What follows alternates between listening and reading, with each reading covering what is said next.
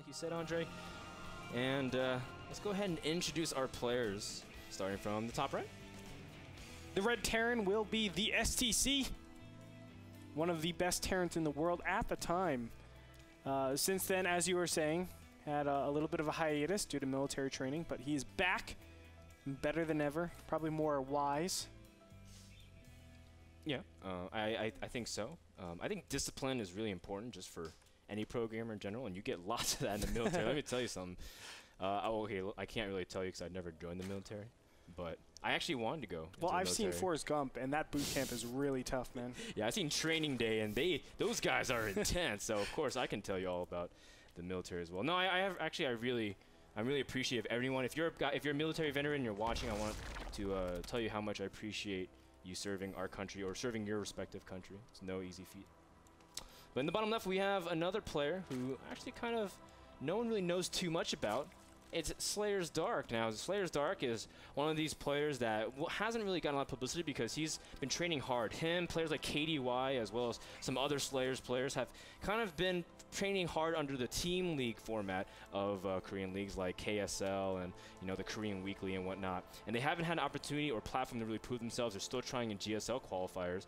Oh, but look at this. Dark is just barely going to miss this first barracks. And StC is gearing up another SCV to move out, but I don't think Dark was paying attention to that. It's unfortunate. Yeah, Dark really hasn't had any big success as of late. But one thing I can say about Dark is that his ZVT is freaking amazing. Do you know why I say that? Because all of Slayers is Terran. When you have those type of Terran players, it's like the easiest practice partners in the world. And there it is. Dark is going to immediately scout out this double barracks rush. Now, how does he actually defend against this? It's just going to put down a 15 spawning pool. It's a little bit slightly earlier. 16 is the optimal. But, of course, it's slightly faster. That way he can pop out those Zerglings or those Spine Crawlers a little bit faster so that he can defend against this incoming pressure. Something really cool is that StC's win rate against Zerg is at 77%. In 50 games, he's won 38 of them, basically. So that's an insane win rate. And at this point, StC really has a lot of momentum because now he has a team. He's with Quantic. He's training in the Startail house that has that partnership along with players like Sasa and Naniwa who used to train there. So it's a great environment, just like you said. And I think Slayer's Dark is going to have to really respond well because even if this rush doesn't work, you can guarantee that StC will be able to follow it with strong macro. That's what he's been known for even back in the beta. First Marine pops in here, tries to pull some drones off, and Dark doing a good job only separating a few of them, and he's going to target the rest of that bunker with the drones. This is very good defense thus far. There it is, canceled immediately, but the first Marine goes down. That's actually pretty critical. A distance bunker is going to be set up right now.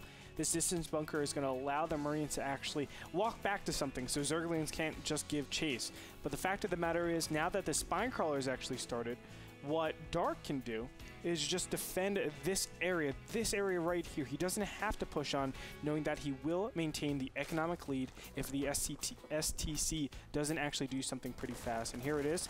First couple of Marines are going to push forward. These Zerglings really don't want to chase. Ooh, nicely done. Almost got that sandwich. Yeah. As you can see, the StC will have to back up from here. 2 queens are already out. Excuse me, just 1 queen. And that really solidifies the defense of the Zerg. Yeah, second queen's on the way, and that's pretty much going to be very standard. And I wouldn't be even surprised at this point if Dark even pumped out 2 more queens and started spreading creep and just playing standard from this point. I mean, all Zergs really know how to defend the 2 racks at this point. Now, of course, the Overlord doesn't spot that command center, but all Slayer's Dark has to really do is say, well, what am I worried at this point? I'm worried about if he's going to all in from here, or is he going to play really greedy, and if I can start droning from this point on. And so Dark, as soon as he gets that information, should start making a move, but I'm actually surprised as why he's not moving out there with the Overlord. Ooh. He's going to check manually with his Zerg. Very nicely done, and I like how he only is committing a couple of probes, excuse me, a couple of Zerglings here. A lot of people would actually put all 6 over there and just try to do a lot of damage, but of course, if you're playing against a good Terran, they will go ahead and supply depot wall this area, so not really committing too much to that, but still being annoying, taking out that SCV. That's going to delay the StC a little bit. And on top of that, it lets Dark know what he's up against. Normally what we see from here is actually a 3rd base going down, knowing that my opponent really can't do anything. But you'll see a gas, more than likely. You need that gas to get metabolic boost. That enables you to, surround those Marines. And you know your opponent is pretty Marine heavy at this point going to barracks. And from this point on, I guess Dark has all the information he needs. You can see the third command center is already on the way, which is, again, pretty standard fall, but we've been following Top a lot through the NSQ series, and he does this build, or this variant, very often. And, ooh, but this is interesting. He's actually putting another barracks up rather than using the double gas and going for immediate factory. And, in fact, he's going for 2 more barracks. Andre, what do you think about this right now? Well, of course, it is going to be a biocentric army. I'm not a huge fan of this. I always think that, I mean, my golden rule for TVZ is at least have Hellions or tanks out on the field. If you don't have one or the other, Zergling Baneling is just ridiculously cost efficient.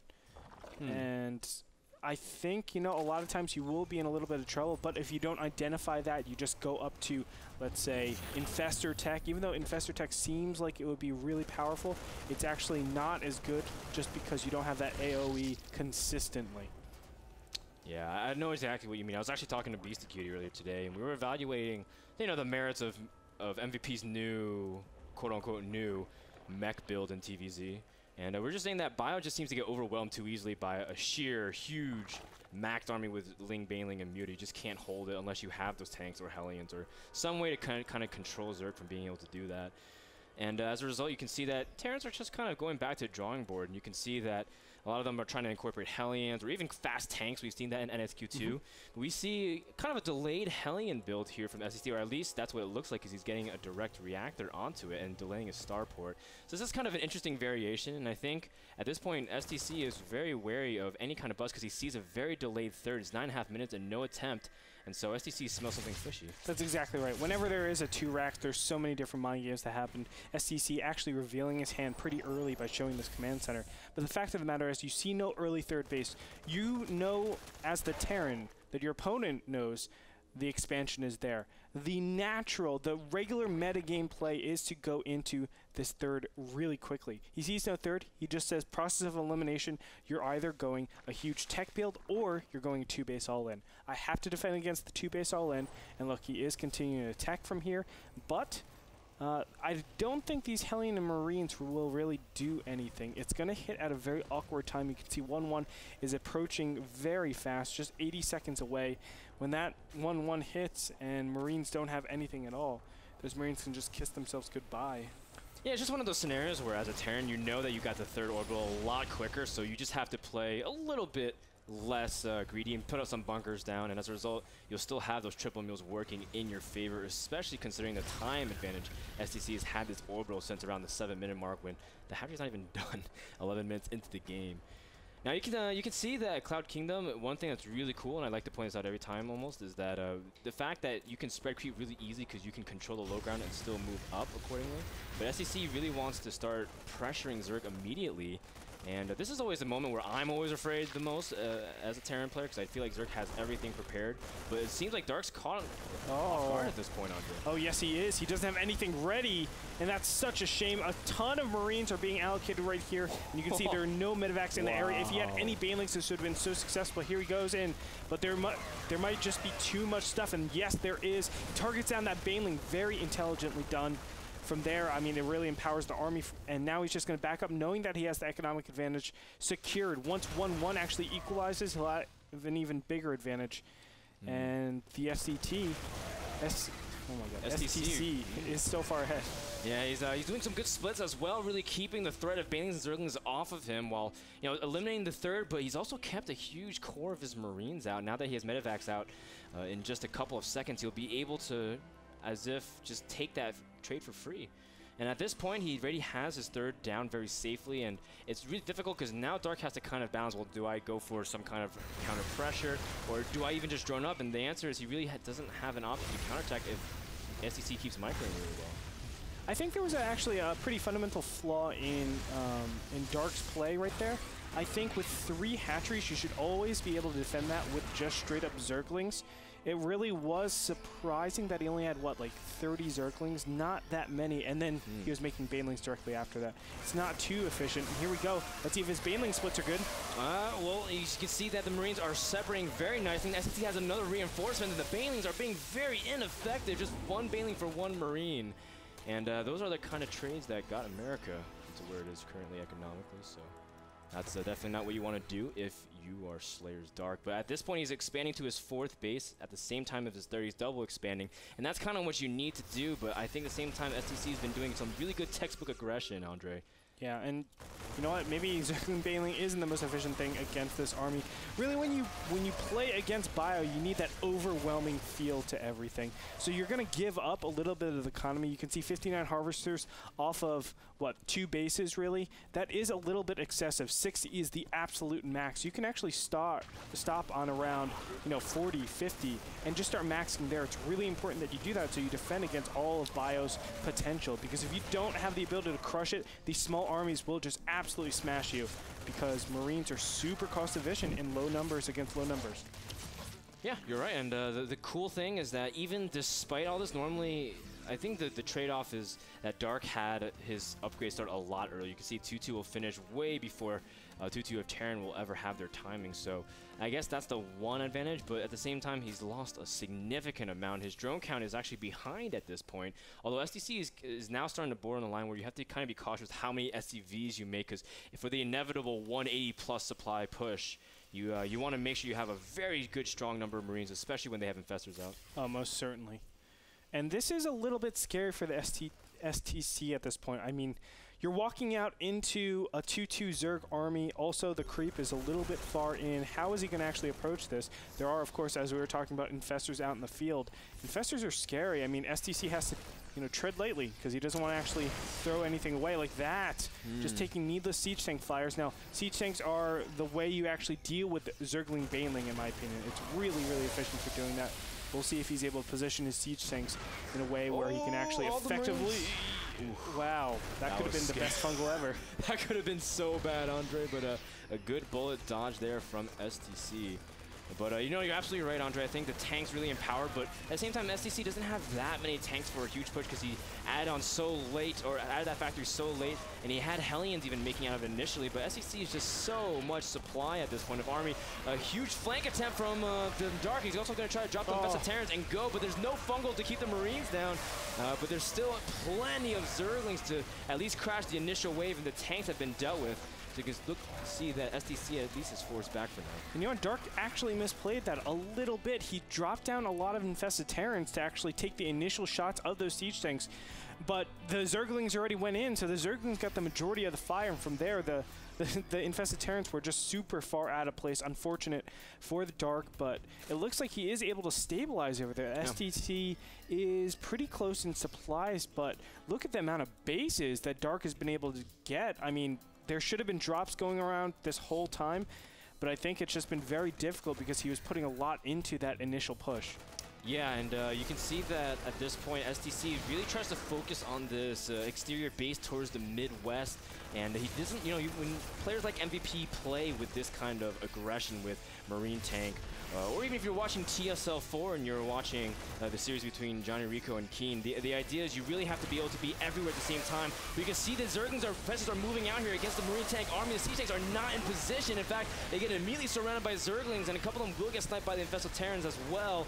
You can see the Banes haven't even engaged into the fight, and that is going to mean that StC cannot really full out engage without the siege tanks, but now he's fighting off creep, which is also beneficial for him.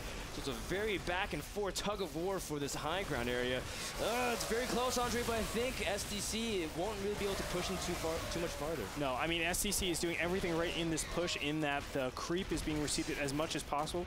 But what you have to do is have those drops on the side that actually denies all of these expansions from coming out here.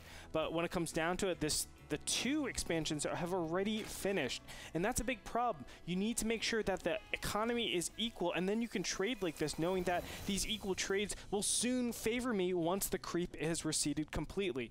StC has been a little bit, I think, too aggressive with his pushes. He's sieging up on creep every single time and making it a very, very nice, I guess, destructive path for this Zerg army. And you can see that it reflects completely in every single one of these battles. I think Dark might have too big of an advantage at this point for the StC to be too efficient here. Oh, nice Baneling catch right there. Yeah, those Baneling bombs, or those Baneling detonations, Baneling mines, that's what I'm finding every synonym for Baneling mines except for actually calling it that. Can be very devastating, especially because Terrans actually have been kind of skimping out on detection, especially because they don't really get Ravens till late game. Forcing them to use scans is really nice, especially to save your creep tumors. But I think at this point in time, StC kind of has to fall back and really gather himself. You can see that a bunch of upgrades are finishing for Zerg as well. So this is when Zerg is really strong because just upgrades just finished. But StC is still being aggressive about it. Absolutely. And you know what? How smart is Dark at this point? He's giving up this base. You see no drones on this. He is actually giving this up and saying, you know what, there's no point in me defending anymore. I know the StC, your expansion is right here. Look at this push distance. It's so hard to actually see this coming. It's so easy to deny creep at that point. So he's going to say, well, the push is just way too strong. You can always get in position. I will trade inefficiently. Let me go ahead and rearrange where I'm going to allocate all my units. And where is that going to be? It's going to be to the bottom right-hand corner where his newer bases are. On top of that, it puts more room in between the two players, and he can go ahead and tech into Broodlords. It's such a fantastic way to actually transition into this Hive tech stage. I'm actually going to steal this from him. Yeah, that's a phenomenal point, actually, now that you bring it up, because now it gets to the point of Cloud Kingdom that counterattacks work both ways, even though everyone says, yes, Zerg can be everywhere, but at the same time, because you go into Broodlords, which Slayer's Dark has 7 morphing, you lose a lot of mobility as well. So you see Terrans going to run, or you're going to see StC going to try to run by a lot of units as the game continues to progress, especially with Marine Marauder packs and sniping expansions. Not to mention that he can continue to drop because he has an incredible amount of medevacs as he's loading up one right now to head over to the bottom right. 7 Broodlords, though, are already out on the field. The Infestor count is at 7, so he's looking very good. Dark knows how to play this endgame stage. I'm really impressed with how he's played this out. And from here, I think the StC needs to actually have a good trade that dodges this army. He can't go into a confrontation army against army. He needs to go for, you know, base trades. Just prepare. He has his command centers already. Just give up this base, go for the bottom 2 bases, and hopefully that's going to be successful. In the meantime, there is this drop over here, and this might do a lot of damage, but where is the counter to those Broodlords? That's the big question.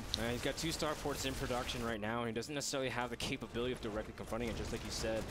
And the fact is that these Infestors are full energy, so they got lots of things going on for them. They're raining fire already as the drop back in Slayer's Dark has been dealt with. Just like you said, StC is just going to completely avoid it. Oh, he runs straight over a couple of Banelings, and the detonation takes out a huge chunk of the bio. That's going to be proved to be very valuable indeed as StC, even though, yes, he will be able to snipe this base and a lot of the drones. A lot of power was lost in those Marines. Oh, absolutely, and that represents a lot of the anti-air, but he's going to surge on. And look at this, that same Marine drop is actually doing so much damage. The Broodlord's not going to continue on. They're pushing pulling all the way back. This is good. So what have we just experienced? The StC, oh my goodness. Freed up 30 supply. You can see 170 supply right there. He freed up a lot of supply that enables him to get this quality, efficient army. And also, he's made a position where, you know, Dark has to sit back for a little bit longer until he actually retakes his expansions. And with that, he can actually have maybe 1-2 minutes to get these Vikings out and then go ahead and confront the army head on. I actually want to retract my statement earlier, Andre, where I said the Banelings were pretty effective. Oh, actually, hold that thought. You can see the Marines and Benevacs were getting dangerously close to the Corruptors and Broodlords. But the fact is, StC, just like you said, was going for trades. I thought he was going to siege up or something because he brought all of his tanks with him, but he's just using it as part of the army strength integrity in terms of confrontation. He needs a double drop also to the bottom center. And so just like that, I think you're right, Andre, the trade was really good for him. Now that he's able to incorporate some Vikings and just has to buy some time. And as long as he doesn't give up too much position, I think StC still has a pretty good shot in terms of just pretty much sniping or choking out Dark. Frodan, the StC is just a sicko. He's making all the same calls that I'm making, but I have complete vision over the map. That's absolutely insane. Whenever someone does something like that, I'm always super impressed because how do you actually make these calls? And it's because he has these great indicators, these great triggers to actually let him know what's going on. Still, this is a very, very scary army. You can see the Corruptor is actually going to town on these orbital command centers. At this point, I mean, the StC is just banking on this one huge trade. That's all he has. It's one big attack, and it has to be successful. There are, oh my god, these 4 Marines could go into the bunker and actually defend this one expansion over here, but he's not going to get there in time.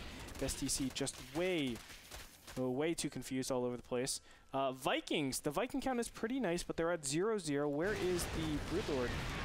They're up in the top center. They have 0-1. 1 armor, giving them 2 total, but the Corruptors can tank for a long time because with that 3 armor, just pretty much reduces the damage to just 11 per volley from Viking. And you can see that StC has a huge army outside of the natural that really, I guess StC is not really paying attention. He's really focusing on microing the Vikings. He really wants to be able to confront this army, but there are no real infestors, so he just has to defend with the Corruptors, but they're not even engaging. The Vikings are targeting on the Brewers in rapid succession, and this is a lot of free damage without response from Dark. And you can see that StC, even though he's now starting to confront everything, he already sniped a significant amount of Broodlords. There's only 4 left. Oh my god, there's the Infestors. I was like, where's your Infestors?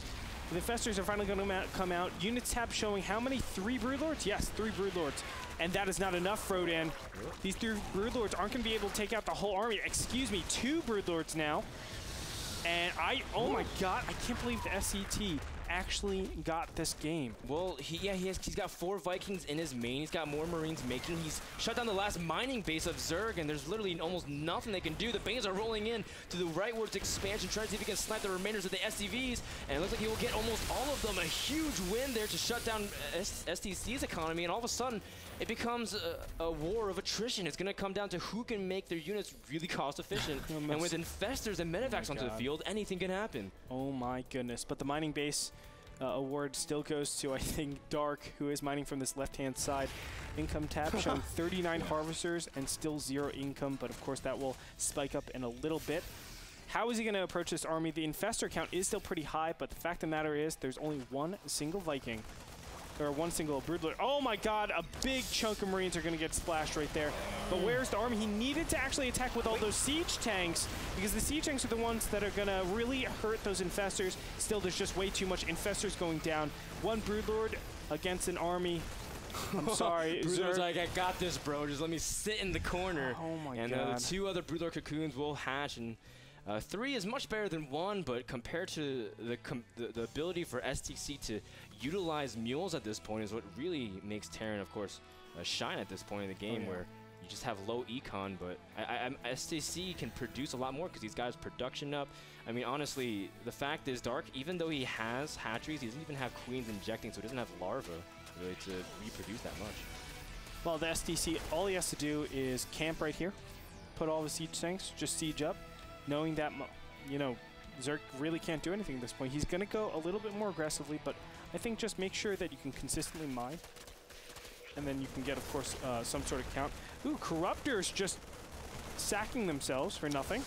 Ooh, the Infestors! He's going to scan, take out the Infestors. Andre, there's 4 almost full energy Infestors, and that's 3 down. And of course, 1 does escape, but oh, that is huge.